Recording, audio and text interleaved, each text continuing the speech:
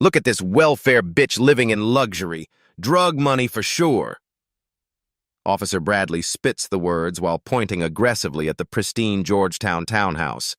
His body camera captures him kicking an expensive planter off the front steps, sending soil scattering across the marble entrance. The sound of shattering ceramic echoes through the 3:17 a.m. silence. He squints at the brass house numbers, 1247. His warrant reads 1245, but rage and assumption blind him to the simple error. Time to bring this queen back to reality, he growls, hefting the battering ram. His partner Brooks tries to speak, but Bradley's already swinging. The door explodes inward, splintered wood, twisted metal, complete destruction of what was, moments ago, perfect peace. Inside, elegant furniture, art on the walls, the faint glow of government-issued laptops still running classified briefings. But Bradley sees only what his prejudice allows him to see. What he doesn't see is about to end his career forever. Have you ever watched someone's hatred destroy the wrong target completely? Dr. Amara Washington sits in her home office at 3:15 a.m., still dressed in a crisp navy blazer despite the late hour. 3 secure phones line her mahogany desk, each representing a different level of national security clearance. The largest screen displays real-time intelligence feeds from 7 countries, while classified documents marked Eyes Only POTUS rest in neat stacks beside her ergonomic keyboard. At 48, she carries herself with the quiet authority of someone who has spent 2 decades navigating the highest levels of government. Photos on her wall tell the story. Handshakes with 3 presidents, NATO briefings, a commendation ceremony where she received the Intelligence Star for preventing a domestic nuclear threat. In one frame, she stands beside the Secretary of Defense at the Pentagon's Situation Room during last month's Iran crisis resolution. Her secure line buzzes. Dr. Washington, we have movement on the Tehran package, comes the voice from Langley. She adjusts her reading glasses and pulls up encrypted satellite imagery. Even at this ungodly hour, the head of national security never truly sleeps. 2 blocks away, the real target of tonight's operation lies unconscious in a drug-induced stupor. Tommy Kowalski, a mid-level methamphetamine distributor, sleeps peacefully in his cluttered apartment at 1245 Meridian Street. Empty beer bottles litter his coffee table. Bags of crystalline powder sit openly on his kitchen counter. His front door bears obvious signs of drug traffic, multiple dead bolts, a reinforced frame, windows covered with thick curtains. But Officer Bradley's reading comprehension, compromised by 15 years of built-up resentment and recent budget cuts that denied him a promotion, transforms 1245 into 1247.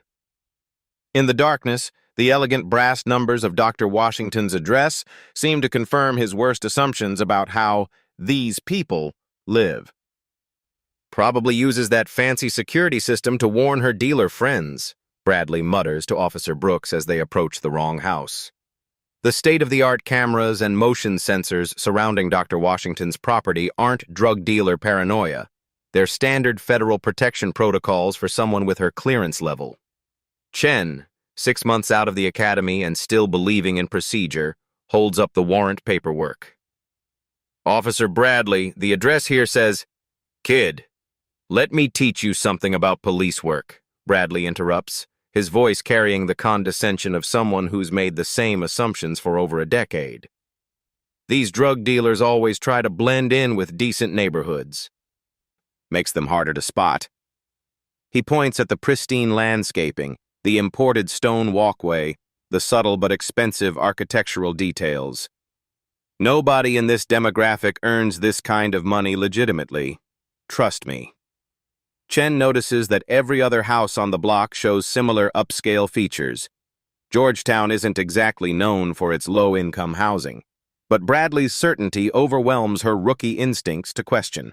Inside 1247, Dr. Washington closes her laptop and stretches. The Iran situation is stabilizing, but she'll need to brief the president first thing in the morning. Her emergency protocols briefcase sits beside her desk. containing direct communication links to every major intelligence agency in the Western Hemisphere. A small placard on her desk reads, Dr. Amara Washington, Head of National Security, a title that carries more operational authority than most cabinet positions. She's about to head upstairs when she hears heavy footsteps on her front walkway. Through her security monitor, she sees tactical gear and official badges. Her first thought is professional. Has there been a credible threat against a neighboring diplomat? Georgetown houses several foreign ministers and federal judges. Her second thought proves catastrophically naive. Surely these officers know who lives here. The federal database that should have flagged her address was updated just 3 hours ago with her current threat assessment level. The same system that automatically alerts 12 different agencies when her home security is breached. The same system that Officer Bradley's department accesses every single day. But databases only work when people bother to check them. Bradley hefts the battering ram, his partner's concerns about addresses and proper procedure dismissed as rookie nervousness.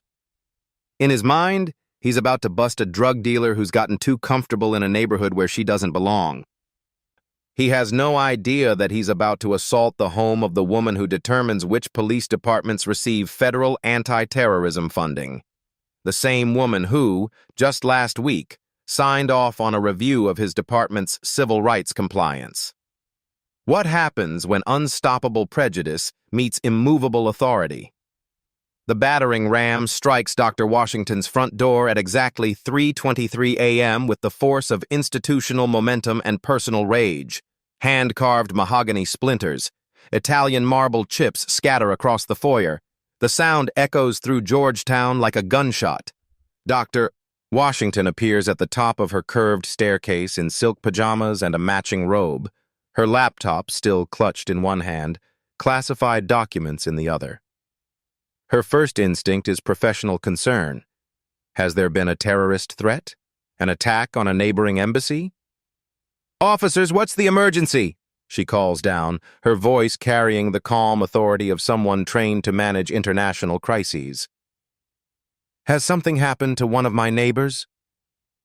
Bradley storms through the destroyed entrance, boots crunching on splintered wood and broken stone. His tactical flashlight sweeps across oil paintings, crystal chandeliers, and furniture that costs more than his annual salary. But instead of recognizing obvious wealth and sophistication, his prejudices transform everything into evidence of criminal activity. "Get down here now," he shouts, pointing aggressively up the stairs. "Hands where I can see them." Dr. Washington sets down her laptop and raises her hands, still holding the classified documents. "Officer, I think there's been some kind of mistake." "Save it for someone who cares, lady." Bradley's voice drips with contempt as he surveys the elegant living room. "Where's the drugs? Kitchen? Basement? Don't waste my time with the innocent act." Chen enters behind him, immediately noticing the stark disconnect between their target profile and their surroundings. Drug dealers don't typically display framed congressional commendations or maintain libraries filled with foreign policy journals.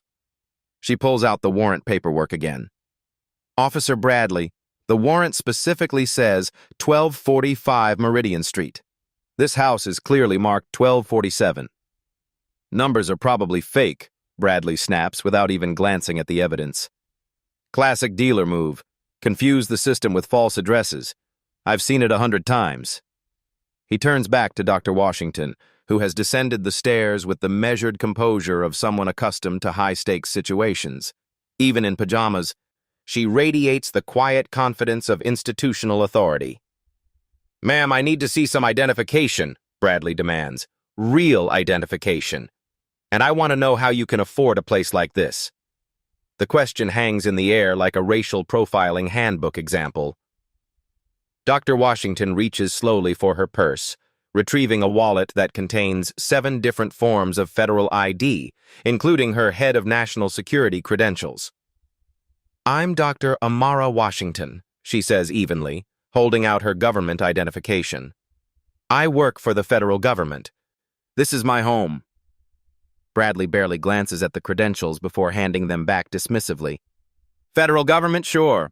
Probably some welfare office clerk trying to sound important. Chen steps closer to examine the IDs properly, her rookie training still emphasizing attention to detail. The credentials are clearly legitimate. Holographic seals, biometric chips, security features she recognizes from her academy coursework. But Bradley's confident dismissal makes her question her own observations. Who really owns this house? Bradley continues his interrogation, circling Dr. Washington like a predator. Your dealer boyfriend? Sugar daddy? Because there's no way you earned this through any legitimate work. Each word lands like a calculated insult designed to strip away dignity and establish dominance. Dr. Washington's jaw tightens almost imperceptibly, but her voice remains steady. Officer, I've lived here for 8 years. I purchased this home with my own income from my position with the Department of what? Food stamps? Bradley laughs cruelly, his partner shifting uncomfortably behind him. Let me guess. You probably claim to have some college degree, too. I have a PhD in nuclear physics from MIT and a JD from Harvard Law School. The simple statement hits the room like a verbal slap. Brooks's eyes widened. Even Bradley pauses for a moment before his prejudice reasserts itself. Right, and I'm the President of the United States, he scoffs. Lady, I've heard every sob story in the book. You people always claim to be doctors and lawyers when you get caught. You people. The phrase crystallizes everything wrong with this encounter, everything systemic and poisonous about assumptions based on skin color. Dr. Washington's training in crisis de-escalation battles with her natural human response to such blatant disrespect. Chen finds her voice. Officer Bradley, maybe we should verify. Rookie, let me handle this. Bradley cuts her off while pulling out his handcuffs. Ma'am, I'm going to need you to turn around and put your hands behind your back.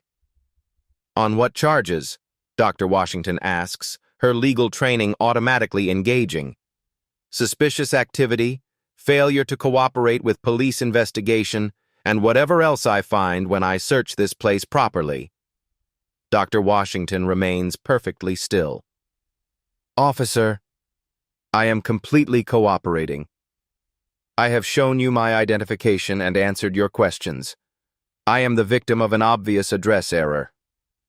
Turn around, now! The handcuffs click into place around wrists that have signed international treaties and intelligence authorizations that keep the nation safe. The same hands that shook with world leaders just last week are now bound behind her back like a common criminal. Chen watches in growing horror as proper police procedure disintegrates into something far uglier. Her training screams that everything about this encounter violates department guidelines, but Bradley's authority and confidence make her doubt her own instincts. Sir, shouldn't we at least verify the address discrepancy? She tries again. Chen, if you can't handle real police work, maybe you should consider a different career. Bradley snarls, his attention still focused on Dr. Washington. This whole neighborhood's probably dirty money. Drug dealers, gang money, welfare fraud, you name it. A neighbor's porch light flickers across the street, then another. The sound of splintering wood and shouting voices at 3:30 a.m. tends to wake people in quiet residential areas. Ambassador Richardson, a retired State Department official who lives next door, appears on his front steps in a bathrobe. He recognizes Dr. Washington immediately. They've chatted at neighborhood association meetings, and he's seen her photo in diplomatic briefings. Officers, he calls out, approaching carefully. That's Dr. Washington. She's head of national security. There must be some mistake here. Bradley turns toward the neighbor with barely contained aggression. Sir, step back and mind your own business. This is police business. But I'm telling you, she's a high-ranking government official. I've seen her at State Department briefings. She literally runs national security operations.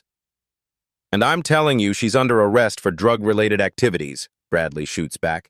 Now get back in your house before I arrest you for interfering with police business. Ambassador Richardson stands his ground, his diplomatic training recognizing a crisis in the making.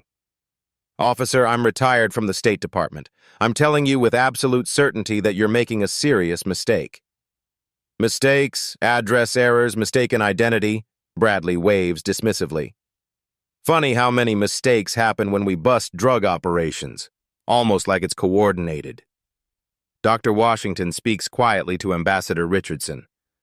It's all right, Robert. Let them follow their procedures. This will be resolved through proper channels. Even handcuffed and humiliated, she maintains her dignity with the poise of someone trained to handle international incidents. But her calm composure only seems to infuriate Bradley further. Yeah, keep up that act, he mutters, leading her toward the patrol car. See how far your fake dignity gets you downtown.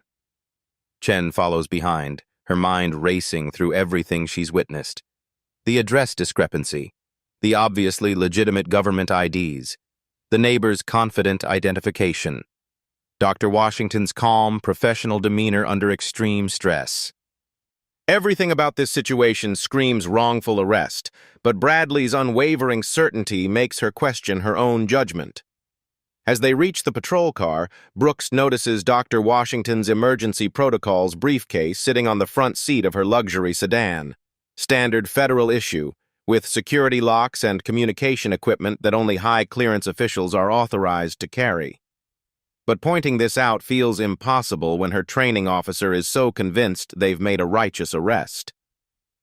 The patrol car pulls away from 1247 Meridian Street, leaving behind a destroyed front door, scattered debris, and a growing crowd of concerned neighbors who can't quite believe what they've just witnessed. 2 blocks away, Tommy Kowalski continues sleeping peacefully in his drug-laden apartment at 1245 Meridian Street, completely unaware that his scheduled arrest has been derailed by one officer's inability to read numbers correctly. What happens when institutional momentum meets individual prejudice? And how long can a system ignore its own evidence? The booking area of the Metropolitan Police Department's 2nd District buzzes with the routine chaos of a Saturday night bleeding into Sunday morning. Desk Sergeant Martinez processes the usual parade of drunk drivers and bar fight participants, his 15 years of experience making him automatically skeptical of anything that seems out of place. Dr. Washington sits in the back of Bradley's patrol car, still handcuffed, watching the city pass by through bulletproof glass. Her mind operates on 2 levels, the immediate humiliation of her situation and the broader implications for national security. She was supposed to brief the president on the Iran situation in 6 hours. The secure communications protocols in her briefcase are now abandoned at her home, potentially compromising ongoing international negotiations. Bringing in a big fish tonight, Bradley announces to Martinez as they escort Dr. Washington through the station doors. Drug dealer from Georgetown, living way above her means. Martinez looks up from his paperwork, immediately noticing the disconnect between Bradley's description and the woman in front of him. Designer pajamas, even in silk, don't typically indicate street-level drug activity.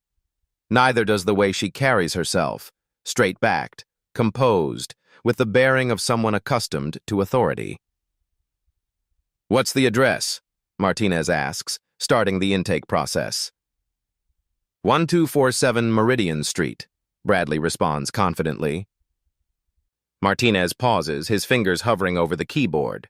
Georgetown addresses automatically trigger additional database checks. Too many diplomats and federal officials live in the area for routine processing. He types in the address and watches as multiple red flags immediately populate his screen. "Officer Bradley," Martinez says carefully, "this address is flagged in our system as a federal VIP residence." "Computer error," Bradley waves dismissively. "You know how these drug dealers operate. They probably hacked the system, false addresses, fake documentation. I've seen it all before." Martinez looks at Dr. Washington again, noting her calm demeanor despite the obvious stress of arrest.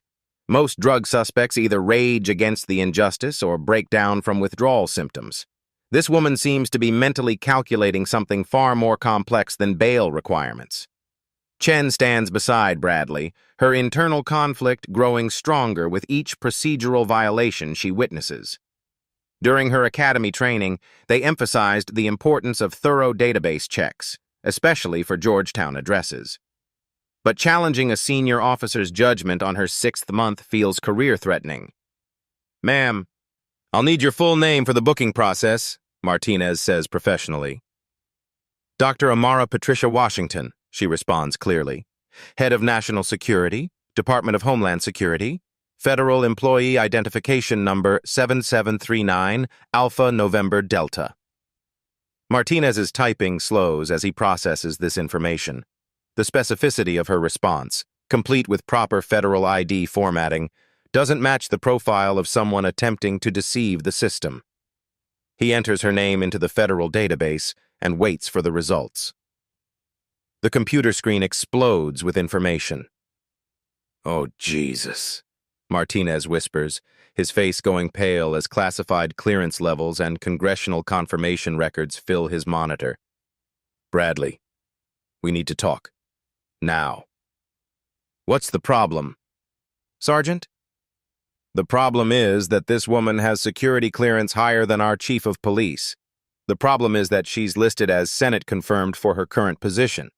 The problem is that arresting her triggers automatic notifications to 7 different federal agencies."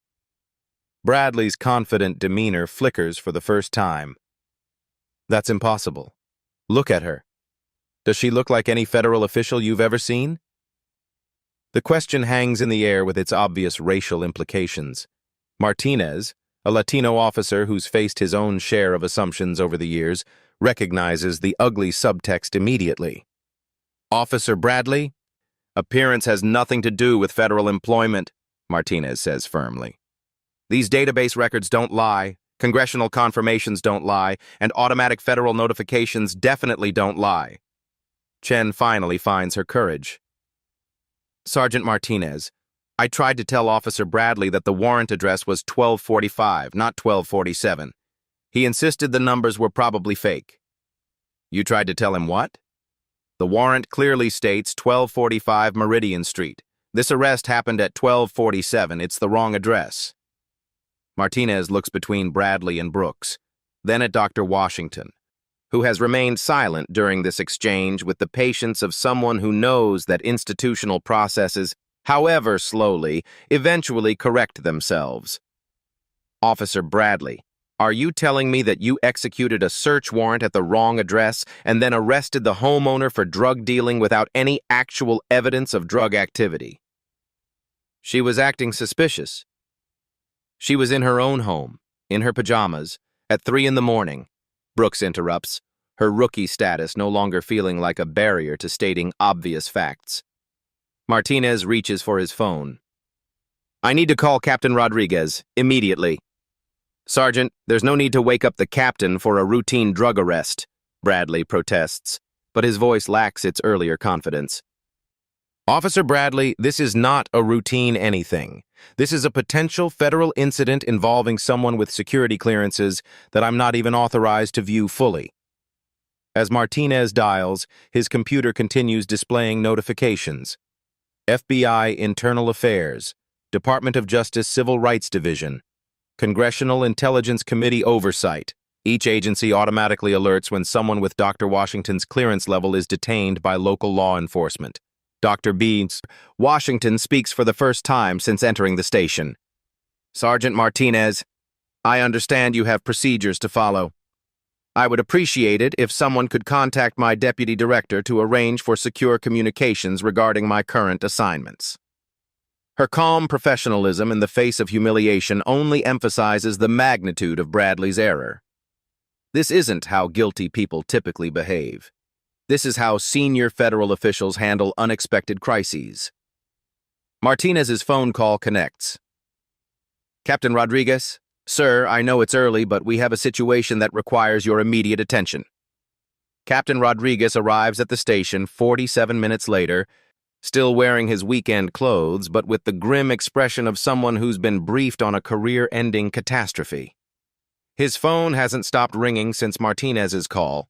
First, the deputy chief, then internal affairs, then a number with a Washington, D.C. area code that made his blood run cold. "Where is she?" he asks Martinez without a preamble. Interview room 3, sir. Still handcuffed. Officer Bradley insisted on maintaining arrest protocols. Rodriguez stops walking. She's still handcuffed? After we confirmed her identity? Officer Bradley believes the federal records are falsified, sir. He's convinced this is an elaborate drug dealer cover story. Rodriguez closes his eyes for a moment, calculating the magnitude of damage control required. 23 years on the force, and he's never seen anything approaching this level of institutional disaster. He pushes open the door to interview room 3, where Dr. Washington sits with the same composed dignity she's maintained since her arrest. Her handcuffs catch the fluorescent light as she looks up calmly. Dr. Washington, Rodriguez begins, his voice heavy with the weight of impending consequences. I am Captain Rodriguez, and I am profoundly sorry for what has happened tonight. Captain, I understand that mistakes occur. But I do need to contact my office regarding several time-sensitive national security matters. Rodriguez unlocks her handcuffs personally, his hands shaking slightly. Ma'am, before we proceed, I need you to understand that what I'm about to tell you will be shared with Officer Bradley, and I want you to hear it directly from me. Dr. Washington nods, rubbing her wrists where the metal had chafed. Dr. Amara Washington, Rodriguez announces formally, his voice carrying to the hallway where Bradley and Brooks wait, is the head of national security for the United States government. She reports directly to the President of the United States. Her security clearance level is higher than anyone in this building, higher than our police chief, higher than most members of Congress. Through the one-way glass, Bradley's face goes visibly pale. Brooks closes her eyes, her worst fears confirmed. Rodriguez continues, each fact landing like a hammer blow. Dr. Washington holds a Ph.D. in nuclear physics from MIT and a Juris Doctor from Harvard Law School. She was unanimously confirmed by the United States Senate for her current position. 3 weeks ago, she successfully prevented a domestic nuclear terrorism threat that would have killed thousands of Americans. That's impossible, Bradley whispers, but his voice lacks conviction. Last month, she negotiated the diplomatic resolution that prevented military conflict with Iran, Rodriguez continues relentlessly. She chairs the interagency committee that determines federal funding for local police departments, including ours. The weight of institutional catastrophe settles over everyone in the station. Brooks stares at Bradley with growing horror, realizing she witnessed not just a wrongful arrest, but a career-ending assault on someone with the power to shut down their entire department. Dr. Washington, Rodriguez says directly to her, your arrest has triggered automatic notifications to the FBI Civil Rights Division, the Department of Justice, the Congressional Intelligence Committee, and the White House Situation Room. Dr. Washington nods calmly. I assumed as much. My security protocols are designed to alert multiple agencies when I'm detained. It's standard procedure for someone with my clearance level. Your clearance level, Rodriguez repeats, which is code word classified, meaning it's higher than the FBI director's clearance, higher than most cabinet positions. Bradley finally speaks, his voice barely audible. But she was in a house that drug dealers... Officer Bradley, Rodriguez turns to face him directly. Dr. Washington owns that house. She purchased it 8 years ago with her legitimate government salary. The house you arrested her from is listed in federal records as the residential address for the head of national security. The warrant was for 1245, Brooks adds quietly, her voice filled with professional shame. I tried to tell him multiple times. Rodriguez pulls out his phone and shows Bradley the screen. Officer Bradley, the real drug dealer you were supposed to arrest is Tommy Kowalski at 1245 Meridian Street, 2 houses down from where you actually went. He's been sleeping peacefully all night while you arrested the woman responsible for preventing terrorist attacks on American soil. The room falls silent except for the hum of fluorescent lights and Bradley's increasingly rapid breathing. Sir, Dr. Washington speaks calmly, I need to ask about my briefcase and secure communications equipment. I have presidential briefings scheduled for this morning regarding ongoing international situations. Already retrieved, ma'am. The FBI has secured your residence and your equipment is being transported here with appropriate clearance protocols. Rodriguez turns back to Bradley, whose face has progressed from pale to gray. Officer Bradley, do you understand that you have arrested the person who literally writes the policies on police reform and community relations? The person who determines which police departments receive federal anti-terrorism funding? Bradley's legs give out slightly, and he leans against the wall for support. Dr. Washington, Rodriguez continues, oversees domestic security operations in all 50 states. She coordinates with the FBI, CIA, NSA, and international intelligence services.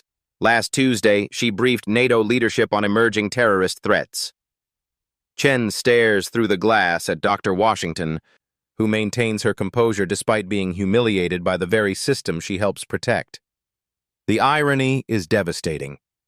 The woman who dedicates her life to keeping Americans safe was treated like a criminal because of her skin color. Captain, Dr. Washington says quietly, I'll need to contact my deputy director to arrange coverage for my morning briefings. The Iran situation requires continuous monitoring. Of course, ma'am. We have secure communication lines available. Rodriguez's phone buzzes with another call from Washington, D.C. He glances at the screen and his face goes even more grave. Dr. Washington, that's the Deputy Attorney General calling me directly. The Department of Justice is already initiating a civil rights investigation into tonight's events. Bradley slides down the wall until he's sitting on the floor, his career collapsing in real time. 15 years of police work, destroyed by his inability to read and address correctly and his assumption that a black woman couldn't possibly hold legitimate authority. Ma'am, Rodriguez says to Dr. Washington, I want you to know that Officer Bradley will face the full consequences of his actions. This department will cooperate completely with any federal investigation. Dr. Washington stands, her dignity intact despite everything she's endured. Captain Rodriguez, I appreciate your professionalism. I hope this incident can serve as a learning opportunity for systemic improvement. Even now, facing the worst kind of institutional failure, she responds with grace and a focus on reform rather than revenge. But outside the interview room, the consequences are already cascading through the system like a federal earthquake, and everyone involved knows that nothing will ever be the same. The FBI arrives at exactly 6:47 a.m. in 3 black SUVs, their presence transforming the police station into the epicenter of a federal civil rights investigation. Special Agent Sarah Martinez from the Civil Rights Division strides through the lobby with the focused intensity of someone who has built her career on cases like this, institutional failures that expose the deepest fractures in American policing. Captain Rodriguez, Agent Martinez announces, flashing her credentials. We're here to secure all evidence related to the arrest of Dr. Amara Washington. Body cameras, patrol car footage, dispatch recordings, booking procedures, everything. Rodriguez nods grimly. He's been expecting this moment since his second phone call from Washington, D.C., when a voice identifying itself as White House counsel informed him that the president had been personally briefed on the situation. Agent Martinez, we're prepared to cooperate fully. All materials are being preserved according to federal evidence protocols. Dr. Washington emerges from the interview room, now dressed in clothes retrieved from her home by FBI security personnel. Even after 4 hours of detention, she maintains the bearing of someone accustomed to crisis management. Agent Martinez approaches her with the deference appropriate for someone of her clearance level. Dr. Washington, I'm Special Agent Martinez. The Attorney General sends his personal apologies for what you've endured tonight. Agent Martinez, I appreciate the quick response. Right now, my priority is ensuring continuity of my national security responsibilities. The Iran situation requires immediate attention. Of course, ma'am. We have a secure communications vehicle outside. Your deputy director is standing by for a briefing transfer. As Dr. Washington is escorted to federal communications equipment, the investigation into Bradley's conduct begins in earnest. Agent Martinez pulls his personnel file, revealing a pattern that makes the night's events seem inevitable rather than aberrational. Captain Rodriguez, Officer Bradley has 3 excessive force complaints in his file, all involving people of color. 2 were dismissed on technicalities. 1 resulted in a written reprimand. Rodriguez examines the documents with growing dismay. Agent Martinez, I inherited this officer from the previous administration. These complaints predate my command. That's noted, Captain. But what's more concerning is the training records. Officer Bradley has missed 2 mandatory bias training sessions in the past 18 months. His supervisors marked him as present, despite documented absences. Chen stands nearby, her rookie status making her simultaneously the most vulnerable and most credible witness to the night's events. Agent Martinez recognizes her tactical value immediately. Officer Brooks, I understand you attempted to correct Officer Bradley's address error multiple times. Yes, ma'am. The warrant clearly stated 1245 Meridian Street. I pointed out the discrepancy twice, but Officer Bradley insisted the numbers were probably falsified. Did Officer Bradley conduct any database checks on Dr. Washington after arresting her? No, ma'am. Sergeant Martinez ran the checks during booking. Officer Bradley dismissed the federal VIP flags as computer errors. Agent Martinez makes detailed notes, building a case that extends far beyond simple incompetence into willful disregard for evidence and procedure. Meanwhile, media attention explodes across social platforms and cable news. Head of National Security arrested in wrong address raid dominates news cycles within hours. The story contains every element designed for viral outrage: obvious racial profiling, institutional incompetence, and the dramatic irony of arresting someone whose job involves protecting the very system that failed her. CNN runs continuous coverage with the chyron when assumptions become arrests. Fox News struggles with the narrative, eventually settling on Police Procedural Failures Embarrass Department. International outlets pick up the story, with BBC News leading with U.S. Security Chief Arrested by Mistake in Racial Profiling Incident. The Georgetown neighborhood responds with swift support for Dr. Washington. Ambassador Richardson organizes a letter signed by 17 current and former diplomats attesting to her character and professional competence. The Georgetown Citizens Association releases a statement condemning the obvious racial profiling and demanding immediate and comprehensive reform. By 9 a.m., congressional response begins pouring in. Representative Johnson, chair of the House Judiciary Committee, releases a statement demanding immediate hearings on systemic bias in law enforcement. Senator Williams, who chairs the Intelligence Committee, calls for a full investigation into how local police can compromise national security through incompetent racial profiling. The police union, reading the political winds, issues a carefully worded statement distancing itself from Bradley's actions while defending the vast majority of professional officers who serve with distinction. Union President Mike Thompson privately tells colleagues that Bradley is radioactive and completely on his own.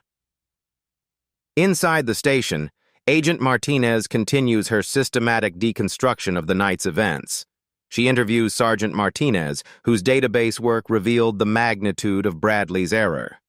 Sergeant, when you discovered Dr. Washington's federal clearance level, what was Officer Bradley's response?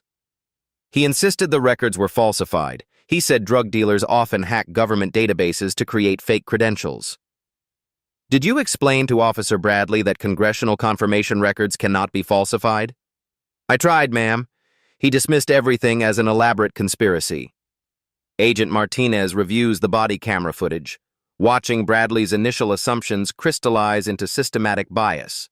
The recording captures every racial microaggression, every dismissal of evidence, every moment when professional procedure gave way to personal prejudice. Captain Rodriguez, this footage shows clear violations of department policy, federal civil rights statutes, and basic human decency. How did Officer Bradley advance to a 15-year veteran status with this pattern of behavior? Rodriguez struggles with the question that will define his own career trajectory. Agent Martinez, our department has struggled with accountability systems. Previous administrations prioritized complaint resolution over pattern recognition, meaning complaints were handled individually rather than analyzed for systemic issues. Correct. Each incident was treated as isolated rather than part of a broader pattern. Dr. Washington returns from her secure communications, having successfully transferred her Iran briefing responsibilities to her deputy director. Despite the personal humiliation, she managed the handoff with characteristic professionalism. Dr. Washington, Agent Martinez approaches her again. We need to discuss the broader implications of this incident. Your security clearance requires special handling of any law enforcement contact. Agent Martinez, my concern extends beyond personal consequences. This incident exposes vulnerabilities in local law enforcement's understanding of federal security protocols. If someone with my clearance level can be arrested based on racial assumptions, what does that suggest about protection for other federal officials? The question highlights a dimension that makes this case even more serious: national security implications of bias-driven policing.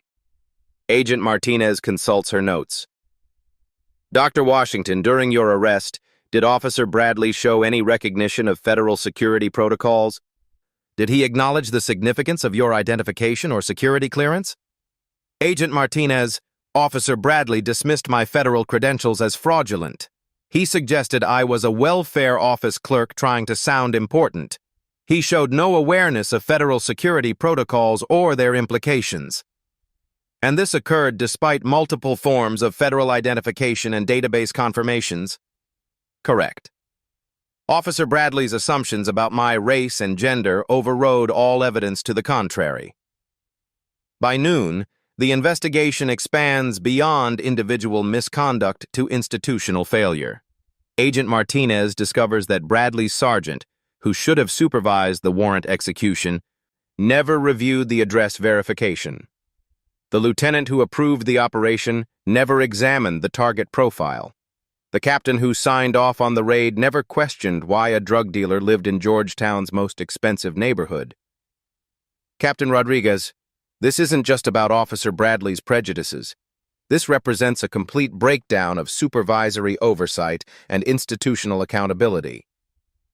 Rodriguez realizes his department faces federal oversight, potential loss of federal funding, and mandatory reform under Department of Justice supervision. Chen, meanwhile, faces her own reckoning. Her honest testimony about Bradley's procedural violations makes her a hero to reform advocates but creates tension with officers who view her as disloyal to the blue wall of silence. Officer Brooks, Agent Martinez asks, did you consider filing a formal complaint about Officer Bradley's conduct before tonight's incident? I thought about it, ma'am. But as a rookie, challenging a 15-year veteran seemed career-threatening. That fear of retaliation for reporting misconduct, is that common in your department? Chen's answer will determine whether the investigation focuses solely on Bradley or expands to examine the cultural systems that enable and protect problematic officers. Agent Martinez, there's definitely pressure to support your fellow officers, even when their behavior is questionable. And that pressure prevented you from potentially preventing tonight's incident? Yes, ma'am. I should have insisted more forcefully about the address error. I should have documented my concerns formally. Agent Martinez recognizes the institutional dynamics that transform individual bias into systemic failure. Fear of retaliation silences good officers, while problematic officers operate with impunity. The afternoon brings news that Tommy Kowalski, the actual drug dealer, has been arrested at 1245 Meridian Street. His apartment contained sufficient methamphetamine to supply half of Washington, D.C., along with evidence of distribution networks across 3 states. The contrast couldn't be starker. While federal officials pursued a manufactured case against an innocent woman, actual criminals operated undisturbed. Dr. Washington prepares to leave the station after nearly 12 hours of detention. Her final interaction with Captain Rodriguez carries the weight of institutional reckoning. Dr. Washington, I want to personally apologize for the failure of my department. We will implement whatever reforms are necessary to prevent future incidents. Captain Rodriguez, I appreciate your commitment to reform. My hope is that this incident catalyzes meaningful change rather than just individual punishment. As she exits, Dr. Washington demonstrates the grace under pressure that defines exceptional leadership. Despite enduring the worst kind of institutional failure, she focuses on systemic improvement rather than personal vengeance. But the wheels of federal accountability are now turning with unstoppable momentum, and everyone involved understands that the consequences will reshape how American police departments operate in communities they're sworn to protect. The administrative hearing convenes exactly 72 hours after Dr. Washington's arrest, in the stark fluorescent atmosphere of the police department's largest conference room. Federal observers fill the back rows: FBI Civil Rights Division, Department of Justice attorneys, congressional staff members, and representatives from the mayor's office who understand that national attention demands swift, decisive action. Police Chief Patricia Hendricks, a 25-year veteran who built her reputation on progressive reform, faces the most difficult decision of her career. The evidence is overwhelming, the political pressure immense, and the federal implications catastrophic. But more than external pressure, she confronts a fundamental question about the kind of department she leads.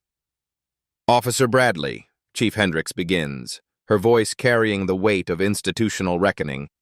You executed a search warrant at the wrong address, arrested an innocent homeowner without probable cause, ignored multiple procedural corrections from your partner, and dismissed federal identification as fraudulent. How do you respond to these charges? Bradley sits with his union representative, a man whose usual confidence has evaporated under federal scrutiny. The body camera footage leaves no room for interpretation. Every word, every assumption, every moment of racial bias captured in high definition. Chief Hendricks, I followed my training and experience. The suspect was acting suspicious and... Officer Bradley, Chief Hendricks interrupts. Dr. Washington was in her own home at 3 a.m., in pajamas, holding her work laptop. What specific behavior constituted suspicious activity? The question hangs in the air, forcing Bradley to articulate the racial assumptions that drove his actions. His silence speaks louder than any confession. Agent Martinez steps forward with federal findings. Chief Hendricks, our investigation reveals that Officer Bradley violated the Fourth Amendment, the 14th Amendment, and multiple federal civil rights statutes. The Department of Justice is prepared to file criminal charges. The announcement lands like a judicial earthquake. Criminal charges against police officers require overwhelming evidence of intentional misconduct. The fact that federal prosecutors feel confident proceeding demonstrates the extraordinary nature of Bradley's violations. Additionally, Agent Martinez continues, Officer Bradley's personnel file reveals a pattern of racial bias complaints spanning 5 years. This incident represents the culmination of unchecked discriminatory behavior, not an isolated mistake. Chief Hendricks turns to the supervisory chain of command. Sergeant Williams, who should have overseen the warrant execution, shifts uncomfortably in his chair. Sergeant Williams, you signed off on this operation without verifying the target address or reviewing Dr. Washington's background. How do you explain this supervisory failure? Chief, I trusted Officer Bradley's experience and judgment. I had no reason to doubt his address verification. Sergeant, your job is to verify, not trust. Your failure to provide adequate supervision contributed directly to this incident. The dominoes of accountability fall in succession. Sergeant Williams faces demotion and mandatory retraining. Lieutenant Morrison, who approved the operation, receives a formal reprimand and loses his supervisory authority. The message reverberates through the department. Individual prejudice enabled by institutional negligence will face consequences at every level. But the most dramatic moment comes when Chief Hendricks announces Bradley's fate. Officer Bradley, effective immediately, you are terminated from the Metropolitan Police Department. You forfeit all pension benefits, health insurance, and law enforcement certifications. Federal civil rights charges will proceed independently. The termination represents more than individual punishment. It signals institutional transformation. For too long, police departments have protected problematic officers through qualified immunity and internal investigations. Federal intervention changes that calculus permanently. Officer Brooks receives a dramatically different reception. Chief Hendricks personally commends her integrity in reporting procedural violations despite pressure to maintain solidarity with a senior partner. Officer Brooks, your commitment to proper procedures under difficult circumstances exemplifies the professionalism we expect from all officers. Effective immediately, you're promoted to detective and assigned to our new Community Relations Division. The promotion sends a clear message. Officers who speak truth to power will be rewarded, not punished. Dr. Washington attends the hearing with quiet dignity, representing both the victim of institutional failure and the catalyst for necessary reform. When Chief Hendricks invites her to address the department, her words carry the moral authority of someone who has endured the worst and chosen reconciliation over retribution. Chief Hendricks, my hope is that this incident creates lasting change rather than temporary shame. Police departments protect all Americans, regardless of race or economic status. When officers allow prejudice to override procedure, they undermine the very safety they're sworn to provide. Her statement encapsulates the transformative potential of accountability, how individual tragedy can become systemic progress when institutions choose reform over defensiveness. The Federal Oversight Agreement signed that afternoon mandates comprehensive bias training, community oversight boards, and mandatory body cameras for all officers. The Department of Justice will monitor compliance for 5 years, with federal funding contingent on measurable progress. 6 months later, data shows remarkable improvement. Excessive force complaints drop by 40%. Community trust indicators improve significantly. Most importantly, the Washington incident becomes a training case study, teaching officers nationwide about the catastrophic consequences of unchecked bias.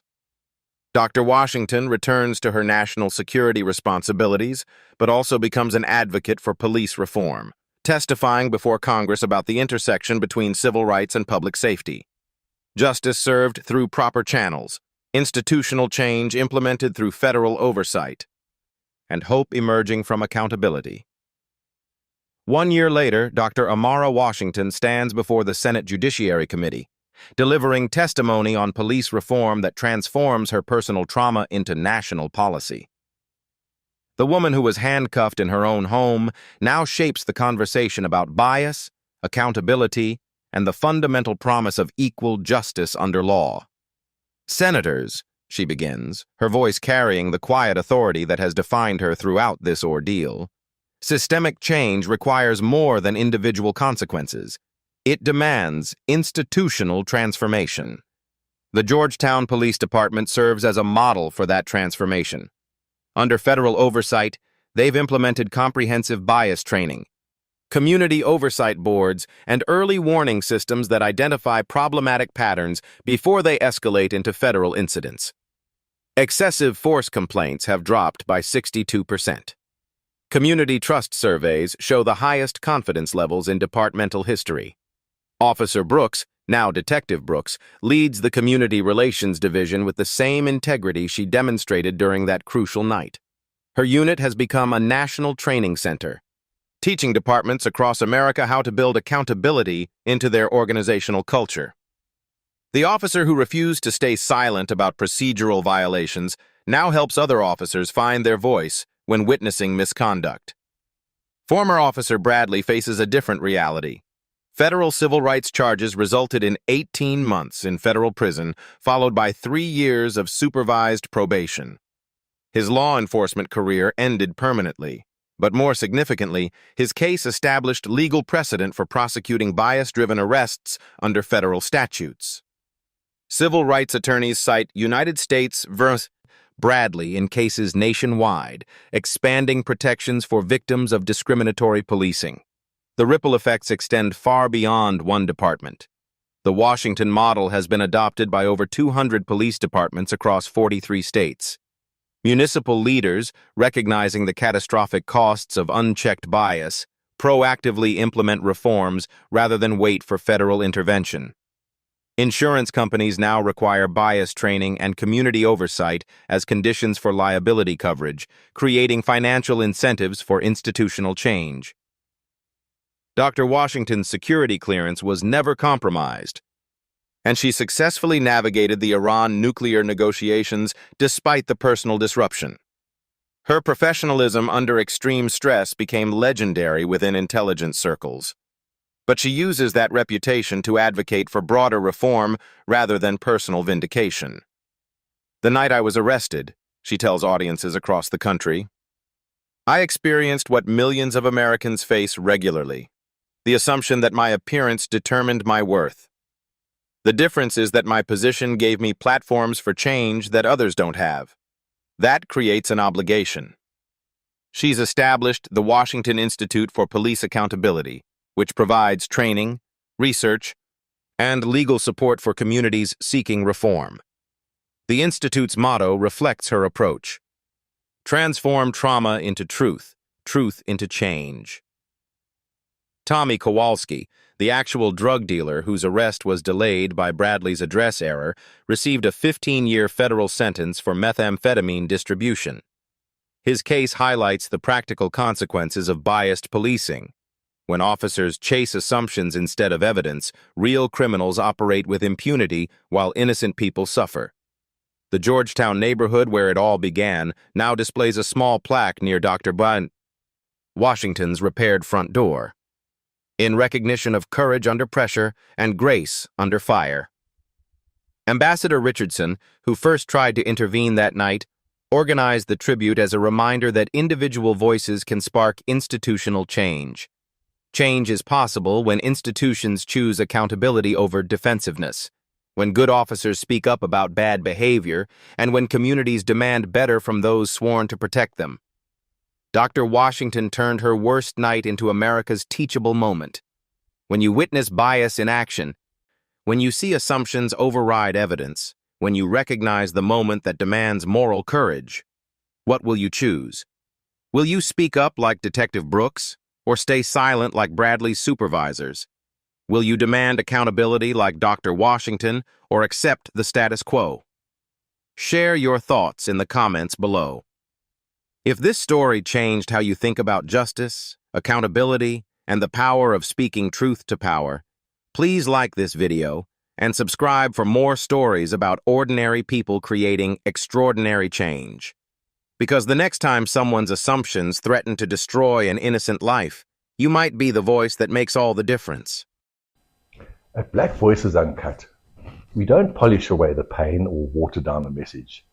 We tell it like it is, because the truth deserves nothing less.